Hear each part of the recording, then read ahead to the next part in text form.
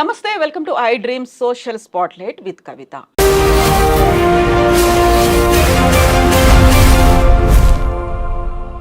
తెలంగాణలో ట్రాఫిక్ నియంత్రణ కోసం రేవంత్ రెడ్డి సర్కార్ ఒక నిర్ణయాన్ని తీసుకుంది. ట్రాన్స్జెండర్ పర్సన్స్ ని వాలంటీర్లుగా నియమించాలని ఒక నిర్ణయం తీసుకున్నారు. వారికి స్టైఫండ్ ఇస్తామంటూ యూనిఫామ్ కి సంబంధించి కూడా ఆలోచనలు మొదలయ్యాయి. అధికారుల సూచనలు తీసుకుంటోంది తెలంగాణ రాష్ట్ర సర్కార్.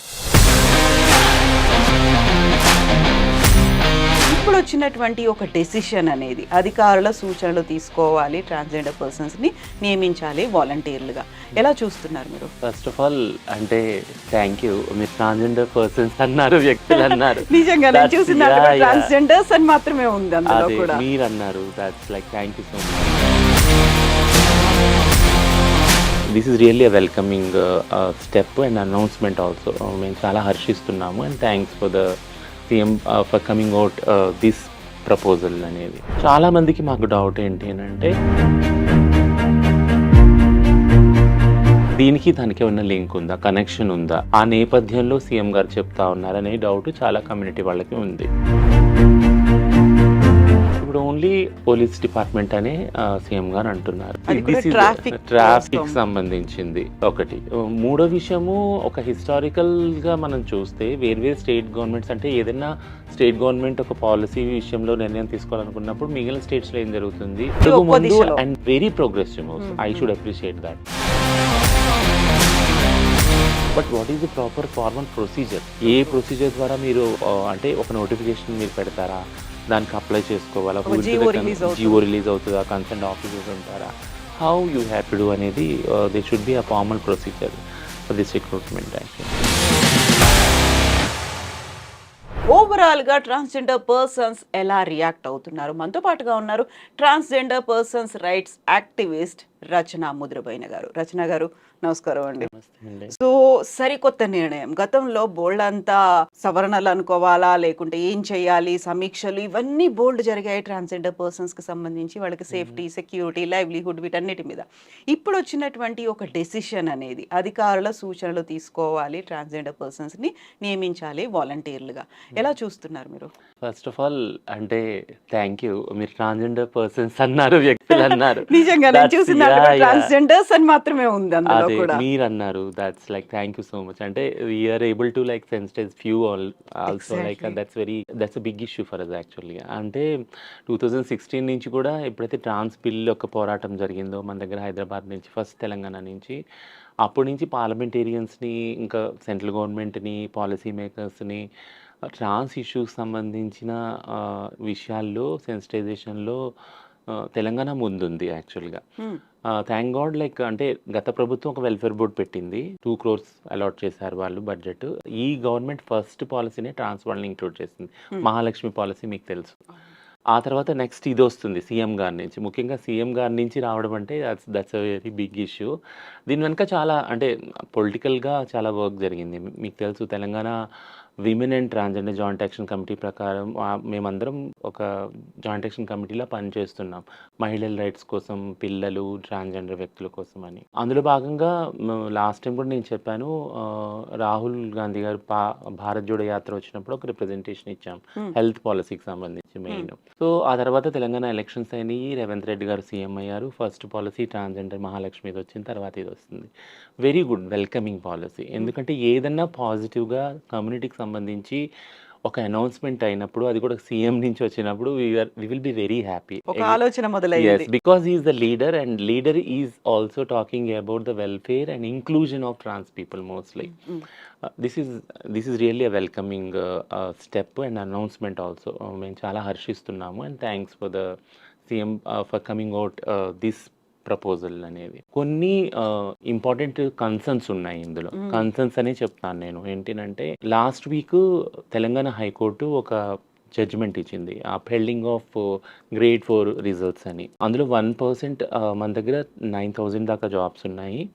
4 ట్రాన్స్జెండర్ పబ్లిక్ ఇంట్రెస్ట్ లిటిగేషన్ వేశారు, 4 ట్రాన్స్జెండర్ వ్యక్తులు. దానిని అనుసరించి తెలంగాణ హైకోర్టు అప్హెల్డ్ చేసింది. తెలంగాణ గవర్నమెంట్ ఏం జరిగిందంటే ఈ 1% రిజర్వేషన్ క్లియర్ కాకుండా, దాని మీద క్లారిటీ రాకుండా రిజల్ట్స్ అనౌన్స్ చేయొద్దు అని. సో దానికి కౌంటర్ ఫైల్ చేయాల్సి ఉంది తెలంగాణ స్టేట్ గవర్నమెంట్. ఈ మధ్యలో అది అయ్యే లోపల ఈ అనౌన్స్‌మెంట్ వస్తుంది యాక్చువల్‌గా. చాలా మందికి మాకు డౌట్ ఏంటి అనంటే, అంటే ఒక పక్కన కోర్ట్‌లో నడుస్తా ఉన్నప్పుడు, ఇది ఫైనల్ జడ్జిమెంట్ రానప్పుడు ఇంకా ఇది ఓన్లీ ఇంటరిమ్ క్లారిఫికేషన్ అడిగింది కోర్టు గవర్నమెంట్‌ని. సీఎం గారు ఈ అనౌన్స్‌మెంట్ చేశారు. దీనికి దానికి ఏమన్నా లింక్ ఉందా? కనెక్షన్ ఉందా? ఆ బ్యాక్‌గ్రౌండ్‌లో ఆ నేపథ్యంలో సీఎం గారు చెప్తా ఉన్నారనే డౌట్ చాలా కమ్యూనిటీ వాళ్ళకి ఉంది. రెండోది ఒక డిపార్ట్మెంటే కాదు. 2020 అంటే transgender persons protection of rights rules ఉన్నాయి. అది అఫీషియల్‌గా గజెట్‌లో పబ్లిష్ అయిన రూల్స్. ఆ రూల్స్ ప్రకారము ప్రతి ఒక్క గవర్నమెంట్ డిపార్ట్మెంట్‌లో ఒక ట్రాన్స్‌జెండర్ వ్యక్తి ఖచ్చితంగా నియమించాలి. ఎందుకనంటే ఆ యాక్ట్ రూల్స్ అమల్లో ఉన్నాయా లేవా అని చూసుకోవటానికి కేవలం ఒక వ్యక్తిని నియమించాల్సి ఉంది. ఆ విషయంలో చాలా స్టేట్ గవర్నమెంట్లు ఇంకా చేయలేదు. కొన్ని ప్రయత్నిస్తున్నాయి. తెలంగాణలో ఇంకా కాలేదు. కొన్ని చోట్ల జ్యుడిషియల్ వాటిల్లో చూసాము ఉన్నారు ట్రాన్స్‌జెండర్ వ్యక్తులు. But jobs for the sake of ఏదైతే transgender person protection of rules ఉన్నాయో దానికోసమని వారిని నియమించడం ఎక్కడ జరగలేదు. ఏ డిపార్ట్మెంట్‌లో జరగలేదు.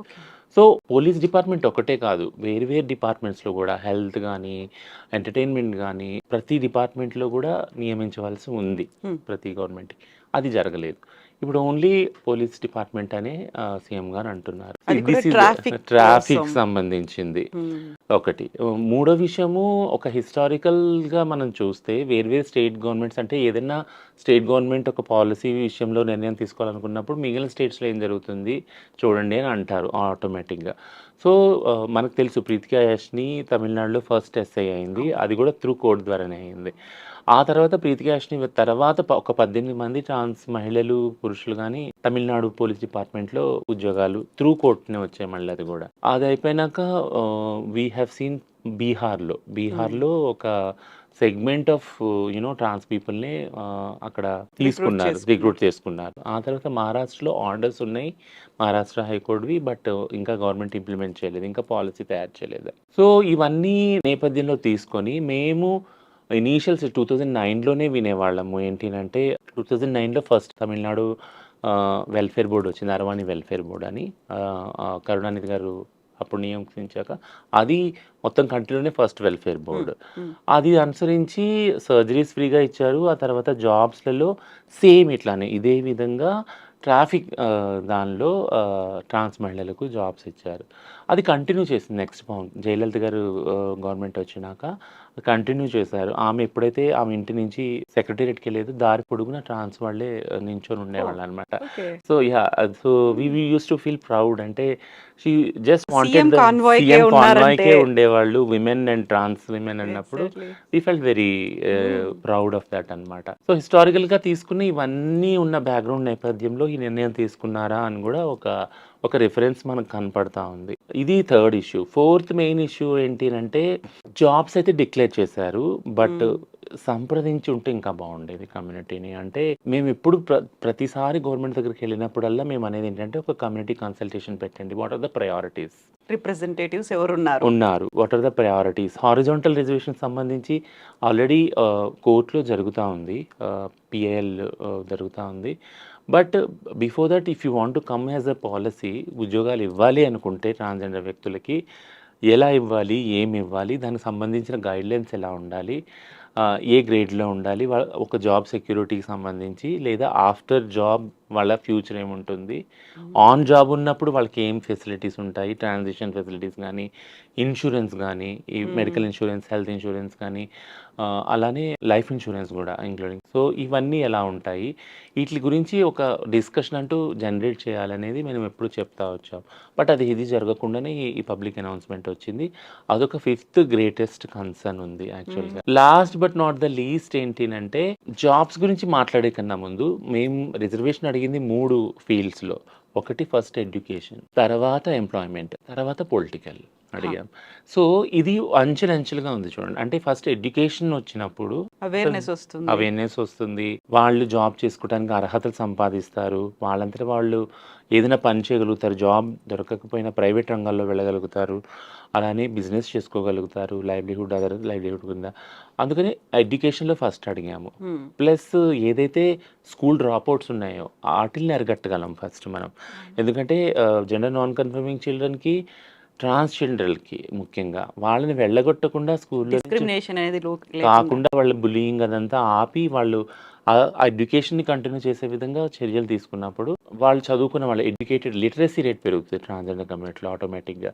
అప్పుడు వాళ్ళు ఆటోమేటిక్‌గా జాబ్‌కి రెడీగా ఉంటారు. ఇప్పుడు ఈ పాలిసీ తెచ్చినప్పుడు this is the last concern I'm saying. Because ఈ పాలిసీ వచ్చినప్పుడు మేము అనుకున్నాం దేర్ ఆర్ ఆ లిటరసీ రేటే తక్కువ.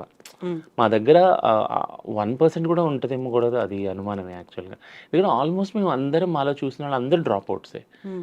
ఎవరో మొండిగా పట్టుబట్టి వాళ్ళు ట్రాన్స్ వాళ్ళు అయినా గానీ నేను ఎడ్యుకేషన్ కంప్లీట్ చేయాలి. అప్పటిదాకా నేను కమౌట్ అవ్వకూడదన్న వాళ్ళే చాలామంది ఉన్నారు. అంటే ఫుల్లీ ఎడ్యుకేటెడ్ వాళ్ళు ఎవరైతే ఉన్నారో ఈ 1%లో కూడా. అలా బయటకొచ్చిన వెంటనే వాళ్ళకి జాబ్స్ కూడా లేవు. హ్మ్. సో, డైలీ మేము స్కూల్స్‌లో గానీ, కాలేజెస్‌లో గానీ, యూనివర్సిటీస్‌లో గానీ ఎవరైతే అండ్ జాబ్స్‌లో ఇంక్లూడింగ్ ఎవరైతే కమ్ ఔట్ యాస్ ఎ ట్రాన్స్ అవుతున్నారో వాళ్ళని ఆ చోటులో ఉండటానికే కష్టపడుతున్నాం. అది వితిన్ నేను 2 నంబర్స్‌లోనే చెప్పగలను. అంటే ఒక 10-20 సంఖ్యలో కొంతమందిని మేము ఆ స్పేసెస్‌లో ఉండటానికి డైలీ స్ట్రగుల్ చేస్తున్నాం. అట్లాంటి ఎన్వైర్న్‌మెంట్‌లో ఉన్నాం మేము హ్మ్. ట్రాన్స్‌జెండర్ వాళ్ళం. అట్లాంటప్పుడు ఆహ్, మీరు ఒక ఎడ్యుకేషన్ సంబంధించిన ఒక స్టాండ్ తీసుకున్నప్పుడు ఇది తాత్కాలికమైన ఉద్యోగం సంబంధించిన ఒక పొలిటికల్ అడ్వర్టైజ్‌మెంటా? ఓన్లీ ఇది ఒక పర్మనెంట్ సస్టైనబుల్ లైవ్లీహుడ్ లాంగ్ అవుతుందా? రన్‌లో లాంగ్ ఉంటుంది. రన్‌లో అవుతుందా? అనే అనుమానం ఎప్పటికి ఉంది యాక్చువల్‌గా. హ్మ్. ఎందుకంటే ఒక్క రాత్రిలో వచ్చింది కాదు భిక్షాటన, సెక్స్ వర్క్ అన్నది మా కమ్యూనిటీకి. తరతరాలుగా మమ్మల్ని ఆ డిస్క్రిమినేషన్ స్టిగ్మా తోటి త్రో ఔట్ చేయటం వల్ల సిస్టమ్ అందులో అండ్ దానికే కన్ఫైన్ చేసినట్టుగా ఉన్న సొసైటీ ఇప్పుడు. లో నించి ఉన్నాము. ఒక్క రాత్రిలో స్విచ్ ఆఫ్ చేసేసి ఇదంతా స్విచ్ ఆన్ అయిపోండి జాబ్స్ కంటే how successful it will be. ఆ వెంచర్ అనేది ఎంతవరకు సక్సెస్‌ఫుల్ అవుద్దనేది ఒక పెద్ద క్వెషన్ మార్క్ ఇంకా. దెన్ ఇప్పుడు జాబ్స్ ఇచ్చినా గూడా చదువుకున్న వాళ్ళు లేరు అందులోకి వెళ్ళడానికి యాక్చువల్‌గా. క్వాలిఫైడ్ పర్సన్స్ క్వాలిఫైడ్‌గా ఎంతమంది? లేరు. కొంతమంది చదువుకున్న వాళ్ళు ఆల్రెడీ భిక్షాటన సెక్స్ వర్క్‌లో ఉన్నారు.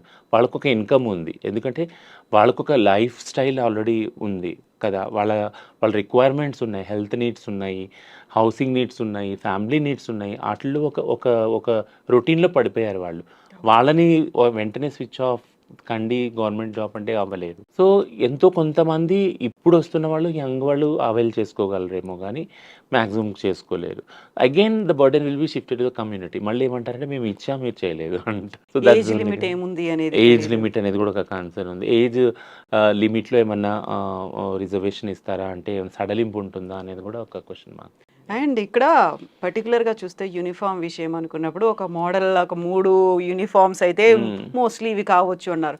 అందులో పర్టిక్యులర్‌గా చూస్తే ట్రాన్స్‌జెండర్ పర్సన్స్ అంటే ట్రాన్స్ వుమెన్ కోసం అన్నట్టుగా ఉంది. హ్మ్. ట్రాన్స్ మెన్ అని ఎక్కడ లేదు కదా అసలు. హ్మ్. ఎవరిని కన్సిడర్ చేస్తున్నారు అనేది కూడా ఉంటుంది కదా! సో, వాళ్ళ దృష్టిలో అంటే ఈ జాబ్ అనౌన్స్‌మెంట్ కూడా అంటే గవర్నమెంట్ అండ్ సో కాల్డ్ మెయిన్ స్ట్రీమ్ సొసైటీ యొక్క ఆలోచన ఏంటంటే trans is equal to hijras. Hmm. Who are all on the roads for begging or sex work. వాళ్ళ వల్లే కదా న్యూసెన్స్ అయ్యేది. సో, వాళ్ళందరినీ వేరే లైవ్లీహుడ్‌కి షిఫ్ట్ చేయాలి. ఇదే ఉంది సొసైటీ యొక్క మైండ్ సెట్ ఇదే ఉందనమాట. ఇక్కడి నుంచి తీసుకెళ్ళి ఇక్కడ పెట్టాలి అనేది. It's not that much easy actually. వీళ్ళు అసలు ఇక్కడెందుకు వచ్చారనేది ఆలోచించినప్పుడు వీళ్ళ నుంచి ఇక్కడికి మూవ్ అవ్వటం కష్టం చాలా కదా! సో, మీరన్నట్టు కరెక్ట్‌గా ట్రాన్స్ విమెనే కాదు ట్రాన్స్ మెన్ కూడా ఉన్నారు కదా! అంతెందుకు మన ప్రైడ్ ప్లేస్‌కి ఒక కోఆర్డినేటర్ ఒక ట్రాన్స్ మెన్ యాక్చువల్‌గా. షీ టీమ్స్‌తో వర్క్ చేసే ఓహ్! ఎవరైతే మన అఖిలేష్ ఉన్నాడో. సో, థింగ్ ఏంటంటే మీరన్నట్టు బైనరీ అనే దానిలోంచి ఇంకా గవర్నమెంట్ పాలిసీ చేసేటప్పుడు, ఆ బైనరీ అనే సెటప్‌లోంచి ఇంకా బయటికి రాలేకపోతున్నారు. ఈవెన్ పాలిసీ మేకింగ్‌లో గూడా. ట్రాన్స్ అనేది అగైన్ మళ్ళీ చెప్తున్నా ఇట్స్ ఆల్వేస్ జర్నీ. ఆ spectrum between 2 ends male, female. ఈ మధ్యలో చాలామంది ఉన్నారు. చాలా వివిధమైన ఐడెంటిటీస్ ఉన్నాయి యాక్చువల్‌గా ట్రాన్స్‌లో. యాహ్! హ్మ్. సో, ఇవన్నీ కూడా కన్సిడర్ చేయాలి, క్లాసిఫై చేయాల్సినటువంటి అవసరం ఉంది. హ్మ్. ఎవరిని మేము అప్రోచ్ అవుతున్నాము. జస్ట్ లైక్ దట్ రాండమ్‌గా వెళ్లి రోడ్ల మీద ఇలా కనిపించారు, పిక్ చేసుకొనొచ్చాము అన్నది కాదు కదా! అస్సలు ఒక కాదు. కన్‌స్ట్రక్టివ్‌గా జరగాల్సినటువంటి అవసరం హుహు. అయితే ఉంది. హుహు. సో, ఇప్పుడు అధికారులకు చేసినటువంటి సూచనలో ఎవరెవరిని అప్రోచ్ అయ్యారు? లేకుంటే ఎవరు అందులో ఇన్వాల్వ్ అయ్యి ఉన్నారని మీరు అనుకుంటున్నారు? అంటే డిపార్ట్మెంట్ అయితే ఖచ్చితంగా ఇన్వాల్వ్ అయ్యే ఉంటారు. డిపార్ట్మెంట్‌ని అప్రోచ్ అయ్యి ఉంటారు. వాళ్ళని అడిగే ఉంటారంటే మీకు తెలిసిన సో, ఇందులో ముఖ్యమైన బ్యాక్‌లాగ్ ఒకటి ఏం చెప్తున్నారు కవిత గారు, అసలు నంబర్స్ ఉన్నాయా గవర్నమెంట్ దగ్గర ప్రాపర్? హ్మ్. సో, నంబర్స్ ఉండటానికి 2011లో మనకు సెన్సస్ అయిందంటున్నారు కదా! 2024లో అవ్వాలి యాక్చువల్‌గా ఈ ఇయర్‌లో అఫీషియల్‌గా అవ్వాలి. బట్ అది ఎప్పుడు స్టార్ట్ అవుద్దో తెలీదు. బట్ దానికి అనుగుణంగా ట్రైనింగ్ గూడా ఇచ్చారా లేదా తెలీదు. ఎవరైతే ఈ సెన్సస్‌ని కలెక్ట్ చేస్తారో డేటా వాళ్ళని. ఒకటి ఏంటంటే నంబర్స్ లేనప్పుడు ఏ ఫెసిలిటీని గూడా రోల్ ఔట్ చేయాలంటే చాలా కష్టమవుతుంది. మీకు తెలిసే ఉంటది. అంటే ఇప్పుడు ఇనీషియల్‌గా సమగ్ర సర్వే జరిగింది. అప్పుడు మేము సెక్రటేరియట్‌కెళ్ళినప్పుడు అడిగాము చూచాయిగా అసలు మీరు మీరు సమగ్ర సర్వే చేసుంటారు గదా! అంటే ఆ రిజల్ట్స్ అయితే బయట ఎవరియి పెట్టలేదు. బట్ ఓటర్ కార్డ్ ఫస్ట్ ఒక 200 మెంబర్స్ ఉంటారేమోనండి అన్నట్టు. స్టేట్ వైడ్‌గానా? స్టేట్ వైడ్‌గా అంటే దెన్ మేము చూసి 200 మెంబర్స్ ఇది అంటే ఏ ఎంత లెక్క? తక్కువ ఏ లెక్క అవుతుంది అనేసి యాక్చువల్‌గా. రీసెంట్‌గా కూడా ఒక ఆర్టికల్‌లో 2 డిస్ట్రిక్ట్స్‌లో మెంబర్స్‌ని కంపేర్ చేసినప్పుడు ట్రాన్స్‌జెండర్ వాడిని 30 మంది ఈచ్ డిస్ట్రిక్ట్ అని. 30 మంది ఏ లెక్కంగా. హ్మ్. సో, థింగ్ ఏంటంటే ప్రాపర్ ఇది లేదు. డేటా లేదు. సెన్సస్ లేదు గవర్నమెంట్ దగ్గర. లేకపోవటానికి చాలా కారణాలున్నాయి. అది నేను ఒప్పుకుంటాను. అంటే ఆధార్ కార్డ్‌లో చాలామంది మేల్, ఫీమేల్ అని ఉన్నాయి. ట్రాన్స్ అని పర్టిక్యులర్‌గా లేకపోవటం వల్ల రాదు. ఓటర్ కార్డ్‌లు కూడా మేల్, ఫీమేల్ అని ఉన్నాయి ఇవన్నీ. సో, ట్రాన్స్‌జెండర్ సర్టిఫికేట్ ఎప్పుడైతే 2019 చట్టం కింద అవుతుందో వెబ్‌సైట్‌లో, అవి గూడా చాలామంది చేసుకోవటంలో వెనకబడున్నారు. ఎందుకంటే అది ఆన్‌లైన్‌లో ఉంది. చాలామంది చదువు రాని వాళ్ళు. ఆఫ్‌లైన్ ఇంకా ఇప్పుడిప్పుడు 1, 2 ఇయర్స్ నుంచి మేము పుష్ చేయటం వల్ల అవుతున్నాయి. కొన్ని సఖీ సెంటర్స్‌లో అక్కడ తెలంగాణలో చేస్తున్నారు వాళ్ళకి. హ్మ్. బట్ ప్రాపర్‌గా ఆఫ్‌లైన్‌లో ఒకవేళ ట్రాన్స్‌జెండర్ వాళ్ళు చేసుకోవాలన్నా గూడా ఆ వెసులుబాటు గూడా లేదు. అంత టైం గూడా లేదు యాక్చువల్‌గా ట్రాన్స్‌జెండర్ వారు. పొద్దున్న లెగిస్తే భిక్షాటనకి వెళ్ళటం, రాత్రి అయితే సెక్స్ వర్క్. ఈ అవైలబిలిటీ లేదు. సో, సెన్సస్ అనేది రాదు. హ్మ్. అన్‌లెస్ అంటిల్ గవర్నమెంట్ పట్టించుకొని స్టెప్ డౌన్ చేసి ఆ సెన్సస్ అన్ని ఇప్పుడు కొత్తగా వచ్చింది ఏంటి అనంటే రేషన్ కార్డ్స్ ఇస్తామని అంటున్నారు. Very good. అది వెరీ గుడ్ మూవ్. అంటే నేను చెప్తున్నా కదా! అంటే ఈ గవర్నమెంట్ వచ్చాక చాలా మూవ్స్ దే హావ్ ఒక్కొక్క టేకెన్. అడుగు ముందుకు ఒక్కొక్క పడుతోంది అడుగు ఒక్కో ముందు దిశలో. And very progressive moves. Hmm. I hmm. Should appreciate that. అంటే I will be devil's advocate అవును. అట్ ద సేమ్ టైమ్ అంటే అది నేను ఆ కమ్యూనిటీ నేను అంటే ఆ వెనుకబాటుతనం నుంచి వచ్చాను కాబట్టి, అది అనుభవించాను కాబట్టి, ఎక్స్‌పీరియన్స్ అవుతున్నారు ఎక్స్‌పీరియన్స్ ఎవ్రీ ద్వారా డే. నేను అది చెప్పగలుగుతున్నాను. అంటే yeah! This is not enough for me అన్నట్టు నా కమ్యూనిటీకి ఎనఫ్ కాదు అనేసి. బట్ ఏదైతే మూవ్ తీసుకుంటున్నారో అది ఖచ్చితంగా అప్రిషియేట్ చేస్తున్నాము. ఇప్పుడు ట్రాన్స్‌జెండర్ కార్డ్స్ ఇస్తానని ఒక స్టెప్ తీసుకున్నారు. Which is very good. ఎందుకంటే ప్రతీదీ రేషన్ కార్డ్‌తోని లింక్ అయ్యింది. ట్రాన్స్‌జెండర్ ఐడీ కార్డ్ ఉన్నా లేకున్నా లేదా ఆధార్ కార్డ్ ఉన్నా లేకున్నా రేషన్ కార్డ్ ఇచ్చినప్పుడైతే అందరికైతే రోటీ కపడా మకాన్ అయితే ముఖ్యం కదా! అది సో, కాబట్టి ఫస్ట్ ఫుడ్ నుంచి స్టార్ట్ చేసుకుంటే రేషన్ కార్డ్ వస్తది. రేషన్ కార్డ్‌ని పెన్షన్‌కి, హౌసింగ్‌కి వేరే వాటికి లింక్ చేయొచ్చు. ప్రత్యేకించి సెల్ఫ్ హెల్ప్ గ్రూప్స్ కూడా స్టార్ట్ చేసాము అవుతున్నాయి. థింగ్ ఏంటంటే ఈ సో కాల్డ్ ఏదైతే పోలీస్ డిపార్ట్మెంట్‌లో ఇది అనే వస్తా ఉందో ఇది కన్సల్టేటివ్ ప్రాసెస్‌లో జరగలేదనేది ఒకటి కన్సర్న్ అంతకు హ్మ్. మించి. ఎందుకంటే అందులో సెక్యూరిటీ ఉంటుందా? ఎవరిని తీసుకుంటారు? సాలరీ ఎంతుంటుంది? జాబ్ అంటే ఇన్స్యూరెన్స్ ఉంటుందా? సర్జరీస్ ఉంటాయి. సర్జరీస్ చేసుకున్నాక హెల్త్ ఎలాగైతే హెల్త్ ఆడవాళ్ళకి ఎట్లాగైతే మెటర్నిటీ లీవ్ ఉంటుందో అలా ఉంటాయా మాకు గూడా? ఇవన్నీ కన్సర్న్స్ ఉన్నాయి యాక్చువల్‌గా. ఇవన్నీ కూడా డిస్కస్ చేయవలసిందే. అందుకే నేనన్నా this a long run like long way to go actually ahead after this decision came into public by CM like yeah! హ్మ్. సో, అన్ని డిస్ట్రిక్ట్స్‌లో పెడతారా ఏంటి అనే దాంతో యాహ్! పాటుగా యాహ్! ఇప్పుడు గ్రేడ్ 4కి సంబంధించి అందులో 1% అంటే 90 మందికి ఉద్యోగాలు రావాల్సినటువంటి అవసరం ఉంది. అక్కడైతే ఫిక్స్‌డ్‌గా కనిపిస్తోంది 90 మందికి హుహు. ఉద్యోగాలు వస్తాయి అనేది. హ్మ్. ఇక్కడ ఎంతమంది రిక్వైర్‌మెంట్ ఉంది? ఎంతమందిని ఏ పర్సెంటేజ్‌లో తీసుకుంటాము? అవన్నీ రాలేదు. కాకపోతే మనం ఇంకా ఎర్లీ స్టేజ్‌లో మాట్లాడుకుంటున్నామా? లేదు సీఎం అనౌన్స్ చేశారు కాబట్టి ఇవన్నీ కన్సర్న్స్‌ని సీఎం దాకా వెళ్ళాలని మాట్లాడుకుంటున్నామా? ఖచ్చితంగా సీఎం దాకా వెళ్ళాలి. అంటే ఇవన్నీ జరుగుతాయనే నేను అనుకుంటున్నాను. ఎందుకంటే రా మహాలక్ష్మి పథకం వచ్చినప్పుడు దానిలో ఉన్న కొన్ని స్పష్టీకరణలు అడిగినప్పుడు అవి క్లారిఫై అయినాయి. హ్మ్. ఎవరికి ఇస్తారు ట్రాన్స్‌జెండర్ అని. అంటే నేను ఇప్పుడు ప్యాంట్ షర్ట్ ఏసుకున్నాను. But I identify myself as a trans from Telangana. Other state నుంచి అయితే ఇవ్వరు. నాకు ఐడీ కార్డ్ ఉన్నా గాని.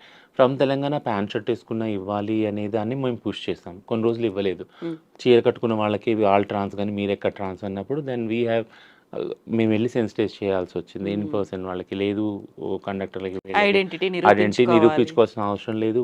వాళ్ళ ఎటైర్ చూసి మీరు అనకండి ఇందులో ట్రాన్స్ మెన్ ఉన్నారు. Yeah! Trans women who are not transition as a women into binary ఉన్నారు. ఇట్లా ఉన్నారు కాబట్టి వాళ్ళ కార్డ్ చూసి యూ హ్యావ్ టు అలౌ అనేసి. సో ప్రతి దానిలో we have to step in and do. ఇంకోటి ఏదైతే క్లినిక్స్ రీసెంట్గా 33 డిస్ట్రిక్ట్స్లో కూడా క్లినిక్స్ స్టార్ట్ చేస్తారని ఒక అనౌన్స్మెంట్ అయ్యింది, which is very welcoming announcement. ఎందుకంటే and Telangana will be the first state in across the country to have such a move అనమాట.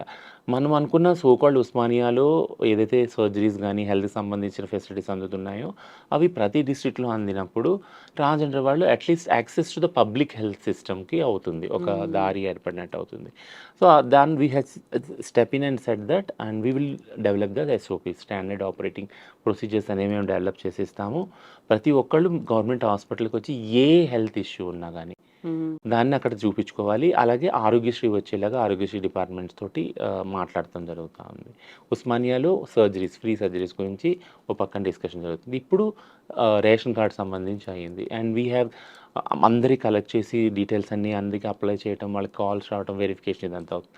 Thing ఏంటంటే ఒక పాలసీ రాగానే వెంటనే వీ కెనాట్ సే దట్ ఏది అవుద్దా అవ్వదని, బట్ కన్సర్న్స్ని అయితే లిస్ట్ అవుట్ చేయొచ్చు. బట్ ఇది కన్సల్టేటివ్ ప్రాసెస్ ద్వారా కూడా అయ్యి ఉండొచ్చు అనేది ఒక కన్సర్న్ ఎప్పుడు ఉంటుంది, అదైతే ఉంటుంది. యా. సో యూజువల్గా ఏ డెసిషన్ తీసుకున్నప్పటికీ కూడా అర్హులు ఎవరు ఉన్నారు, దానికి ఉన్నటువంటి ఎలిజిబిలిటీ క్రైటీరియా ఏంటి అనేది కూడా అవన్నీ రివీల్ చేస్తే మీ దగ్గర నుంచి కూడా కొన్ని సజెషన్స్ వెళ్తాయి. ఎస్, దీన్ని ఇలా మిస్యూజ్ చేయకుండా చూడొచ్చు అనేటువంటి ఒక సజెషన్. ఎందుకంటే ఇప్పటిదాకా మనకి యూనిఫామ్కి సంబంధించి రిలీజ్ అయినటువంటి ఫొటోస్లో అది కేవలం ట్రాన్స్ పర్సన్స్ అండ్ ట్రాన్స్ ఉమెన్ అన్నట్టుగానే చూపిస్తున్నారు. అందులో ఎవరెవరిని తీసుకుంటారు, ఎలా ఉంటారు, దేన్ని క్రైటీరియా తీసుకుంటున్నారు, ఎలిజిబిలిటీ ఏంటి, దేన్ని కన్సిడర్, ఇవన్నిటికీ సంబంధించి ఆన్సర్స్ అయితే ఇంకా కావాల్సిన అవసరం ఉంది. అవును, చాలా అవ్వాల్సింది. గైడ్ లైన్స్ ఎలా ఉంటాయి ఏంటి మీరు అన్నట్టు అవన్నీ కూడా త్రూ డిస్కషన్ ద్వారానే with government we have to set everything. And just like that అలా వెళ్ళిపోయి మీరు వస్తారా మీరు జాయిన్ అవుతారా, ఇది కాదు కదా, అలా ఎప్పుడు అవ్వదు. అస్సలు జరగదు. అసలు జరగదు. అందులో అంటే కొంతమంది అన్నారు, అంటే న్యాయం ఇంట్రెస్ట్